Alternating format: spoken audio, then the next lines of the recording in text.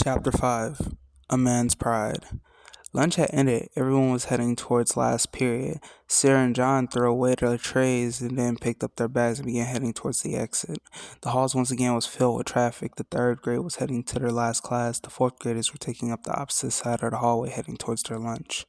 Suddenly, a commotion had brought the entire hall to a halt. "Watch where you're going, little ass boy," one of the fourth graders shouted, loud enough for the entire hall to hear. "You bumped into me, dumbass," another voice barked. It was Chris and Ethan. "Who are you calling a dumbass?" The fourth grader began to approach Chris. "Hey, Terry, he calling you out," a boy behind him said. Chris was a little hesitant because Terry had two other fourth graders with him. And somehow Chris could tell Ethan wouldn't be much help. Ethan was just standing there quietly. He looked like he was shitting bricks. And Chris could just feel it. He knew he couldn't handle the fourth graders by himself. The hall began chanting, "Fight, fight, fight." Chris stood there frozen in place. It was the first time he's ever felt powerless, unless he was dealing with his father, of course. But that was different. Terry began to taunt Chris. "Come on, you was talking that tough shit a moment ago." Chris didn't move a muscle. The other third and fourth graders began laughing. "Bro, I think he's scared of you," one of the other fourth grade boys standing behind Terry said, pointing. Terry smirked. "I know, what about his little ugly-ass friend?" Terry said, turning his attention to Ethan. Ethan didn't say anything, which was unlike his usual self. Chris and Ethan were statues, and Terry was turning this into a circus. Some of the fourth grader girls began to scorn Terry. "Terry is just a third grader," while other girls watched in delight. "That third grader is just acting tough. He better go on and play somewhere," one of the girls said, recording the scene and giggling with her friends. This made Chris grow furious. "Okay, if you're really about it, tell your friends to stay out of it," Chris said, stepping up to Terry, standing his ground. Terry stopped laughing. The people got quiet again, and the girls who were laughing had stopped. Terry was now frozen in place. He started to say something, but Chris cut him off. "You stepped, so buck now." Everyone was watching in disbelief. Suddenly, a teacher finally came and broke up the drama. "Why are you all standing around? Get to class." It was Miss Reed. Behind her was Miss Adams and Mr. Daniels. "Okay, show's over, folks," Mr. Daniels said, announcing it to the whole hall. "My class needs to start heading there," Miss Adams said, signaling for her class to follow her. And just like that, it was back to the mundane. Miss Adams' class lined up behind her. She marched through the halls. Before returning to class, she decided to make a quick stop by the restrooms to avoid anyone in her class asking as soon as the class started. And after that, they finally went back to the classroom. The students took their seats, and Miss Adams stood at the board, looking around at her students, who were all uncomfortably silent. Miss Adams had the most serious expression they had ever seen from her, and this made them wary. "Listen, class, I was once young, just like you, so I won't lecture you about participating in dramatic situations with the rest of your peers, but I will not encourage you instigating situations. Situations like the one you just saw is how students end up hurt or dead. You may not understand that now, but your actions become more delicate the older you get, so start thinking about the consequences." Miss Adams wasn't smiling, and she wasn't shouting. She was so calm, had everyone in class stunned. Miss Adams looked at Chris. "Chris, as you get older, you'll learn. The most important thing to a man is his respect. So seriously, take that into account from now on. Decide if your pride is worth the same as your life." Ethan had his head down, looking gloomy. Chris directed his gaze away from Miss Adams, but she came and kneeled down in front of his desk. "Kid, you don't have to listen, but please hear me." This made Chris redirect his gaze. Miss Adams sat there with her attention solely on Chris. "Chris, from the perspective of a teacher, I think your decisions were very reckless and stupid. However, I also think from a regular person, you're very brave and you're going to be a fine man one day, because you're already on the path to learning what it means to be a real man. Always stand on your word." Miss Adams looked at Chris for a bit more before finally standing. His eyes showed that he listened very closely, and he understood Miss Adams. Selena walked back up to her desk and sat down. "I don't know if you all noticed or not, but the teacher's lounge is right next to the cafeteria, so we all heard the commotion." Miss Adams began to smile. Her normal attitude had returned. "Don't tell anyone else that I said this, but I think those fourth grader boys are punks for trying to jump a couple of third graders." The mood in the class finally lightened up. The class began conversing about the recent drama, and this got Ethan back out of his bubble. Yeah, I swear those guys were scared of us. Right, Chris? Ethan said, nudging Chris's shoulder. But Chris was still quiet. Chris, it was cool how you stood your ground against the fourth graders. I would have been scared, one of the girls behind Chris said.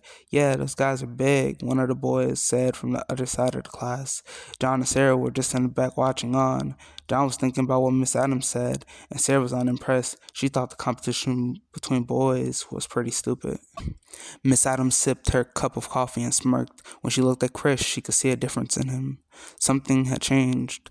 Okay, today there's no homework, so you're free for the rest of this period, Miss Adams announced, resulting in cheers from the class. Some people grouped up with their friends, others did their own thing and either took out their paper to write or draw. Chris and Ethan hadn't talked for the whole period. In fact, Chris took a nap while Ethan gloated to the girls about his brave acts against the fourth graders. The girls and boys laughed along with Ethan. They saw how Ethan and Chris treated Sarah, so they didn't want to get on their bad side. So they just nodded and laughed at Ethan like he was a comedian on stage doing stand-up. Ethan thought they admired him and looked up to him. Miss Adams peeked up from her computer and rolled her eyes, but chose not to say anything. She was used to boys like Ethan. She was a 24-year-old woman. She's met several people in her life like Ethan, and it's made her giggle a little. She felt a set of eyes locked on her. When she looked back up, she saw John snickering at her and silently signaled for him to come up to her desk. John not wanting to catch the attention of the other students, but Miss Adams was so inviting he couldn't help going up. Sarah was asleep. On the way up to Miss Adams' desk, he noticed eyes locked on him. It was Lisa. Only this time she wasn't smiling at him. She was glaring. John quickly averted his attention and continued to proceed to Miss Adams' desk. What's up, Miss Adams? What you doing? John said, attempting to start a conversation. Miss Adams laughed. Not much, just on my computer.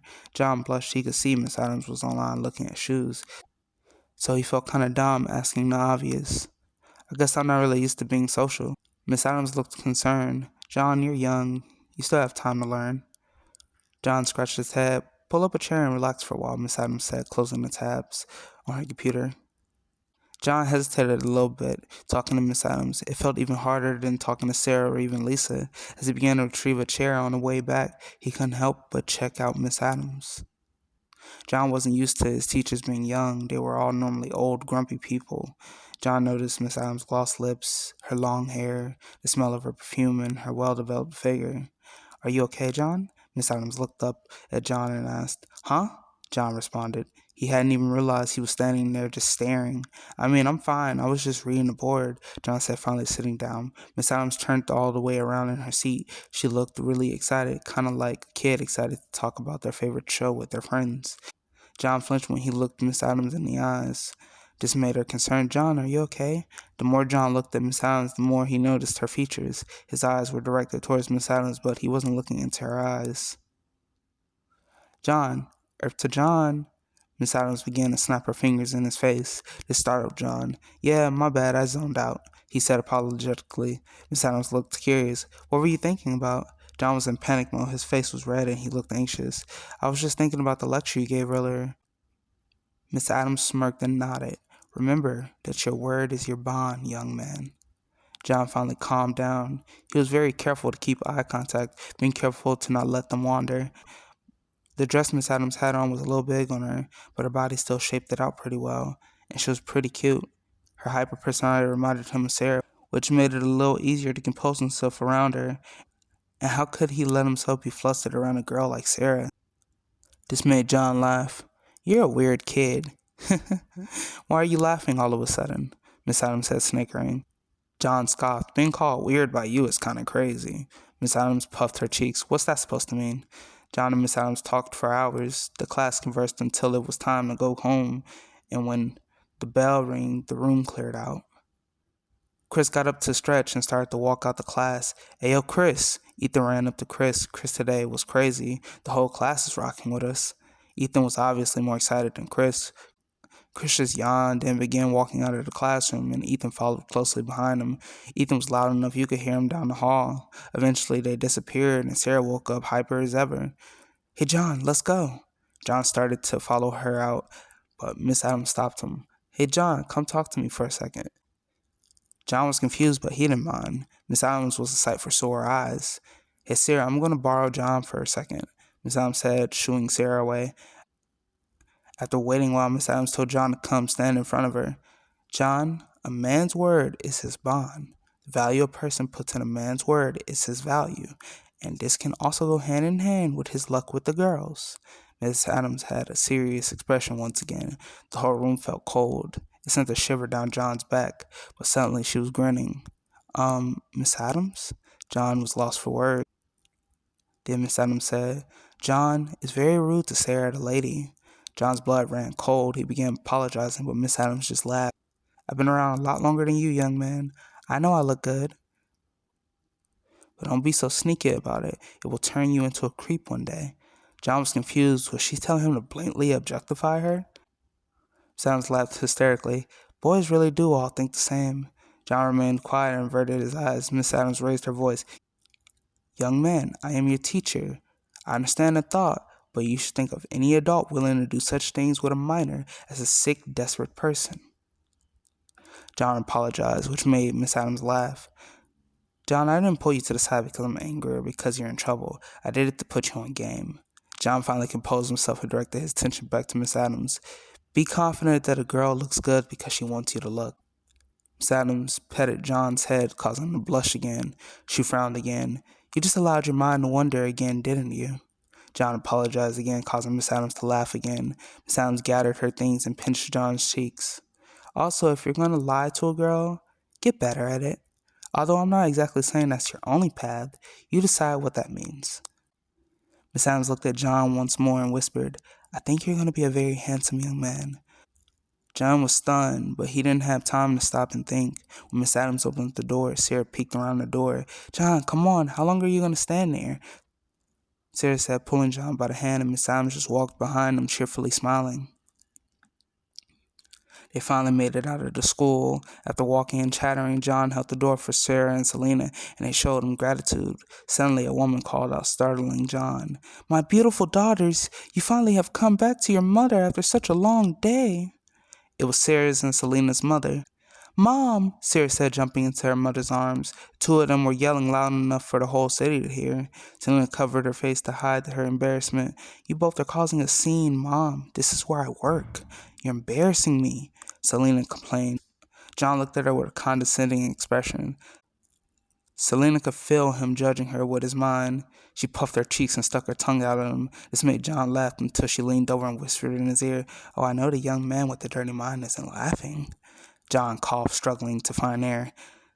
Sarah's and Selena's mom, Miss Adams, looked concerned. Are you okay, sweetheart? Sarah also checked on him. Are you okay, John? John finally composed himself. I'm fine. Just Miss Adams said something funny. Selena snickered. Call me Selena whenever school is out. John nodded. He thought it would be confusing calling her mom Miss Adams and calling Selena Miss Adams. Miss Adams looked at John for a minute, then suddenly screamed, startling John and making Selena cover her face. Oh my God, you must be the new neighbor's kid. My Sarah talks about you all the time. John nodded. Wow, you're such a darling young man. We were all going to go to your mother's restaurant tonight. Sarah just keeps begging us to go there, Miss Adams said, causing Sarah to blush. Mother, you're embarrassing me, Sarah said, covering her face with both of her hands. Aw, but dear, I want to invite John along, Miss Adams said. John shook his head. I don't want to be any trouble, miss.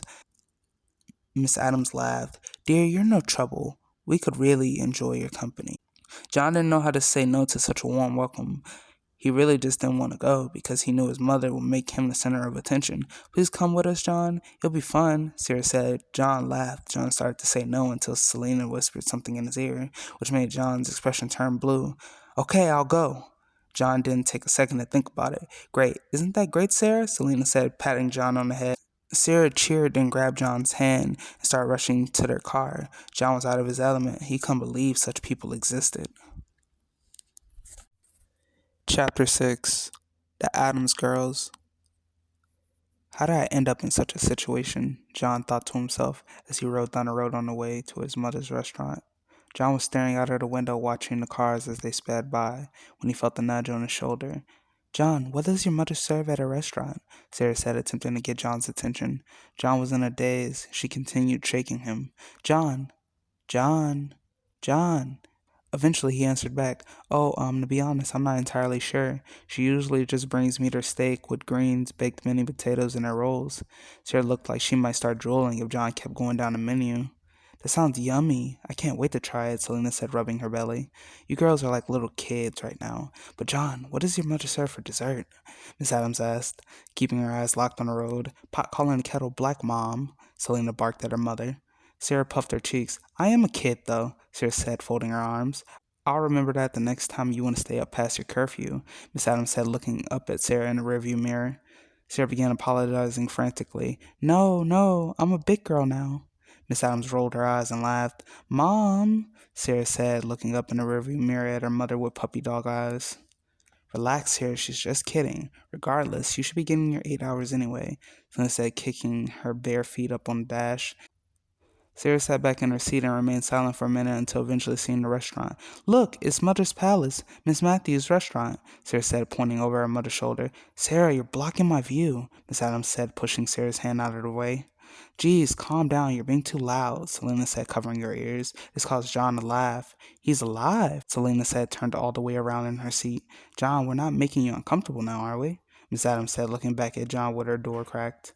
John shook his head and frantically apologized. "No, no, no. I'm sorry if I made you feel that way. It's just I'm not really the most social person." Miss Adams nodded. "I understand, dear. We're a handful to handle, especially Selena." John laughed. This made Selena pout. "Why am I the handful?" Miss Adams laughed. "You're Adam's baby, darling." Selena laughed and nodded. "Well, that's true." Miss Adams clapped her hands. "Okay, children, let's go," she said, opening her door. "I'm not a child, I'm grown," Selena said, picking her nose. Miss Adams stopped for a minute and turned to look at Selena. "Well, I guess, Miss Woman, you can pay for your portion then." Selena turned blue and quickly started begging for forgiveness. "But I'm still Mommy's little baby." Selena looked at her mother with puppy dog eyes, but Miss Adams just got out of the car, not paying her any attention. Selena hurried to put her shoes on and get out. "Mom, wait, I was just kidding." John laughed as he watched Selena chase after her mother in the parking lot. Suddenly, Sarah started tugging on John's shirt. "John, let's go," she said, tugging on his shirt frantically. "Hey, stop, this shirt is new," John said, pulling away and straightening out his shirt. "Come on, I'm hungry," Sarah said, now pulling John by the hand. "Ouch, ow, okay, okay, let's get out," John said. Finally, they both got out of the car and started walking to catch up with Miss Adams and Selena. "I wonder what John's mom has on the menu." "Ooh, I can't wait," Selena said, skipping towards the entrance. Miss Adams rolled her eyes. "You know you're a grown woman acting like this," Selena pounded. "I'll forever be 21. Miss Adams kept walking. "I wonder if they have banana pudding." "You just questioned my womanhood and you're doing the exact same," Selena whined. "Girl, be quiet," Miss Adams commanded. Selena didn't say another word. "Aha," Sarah pointed at Selena. "You got in trouble." Selena pouted. "Shut up." Sarah pushed Selena. "You shut up." Selena only looked at Sarah with a serious expression. This made Sarah back off. But when she got back next to John, who was behind Selena, she had a grin on her face. When they finally got inside the restaurant, it was packed. There were people in line trying to get seated. Miss Adams hurried to get in line, and Sarah followed behind her, smiling ear to ear. She looked like she was dying to eat. John and Selena were standing behind them along with some other families. When John looked at Selena, she was staring at her sister with a sad expression. "You good?" John asked. Selena sighed. "That kid is a handful, but she's also very inspiring to be around." John wondered where this suddenly came from, but he understood what she meant. Sarah had looked like she hadn't a care in the world. It sucks because pretty soon she will have to grow up, but I believe no matter where she goes, she'll be fine. John nodded, seeing how she was at school changed John's view of Sarah. He somewhat admired her in a way. She was like two different people in one body.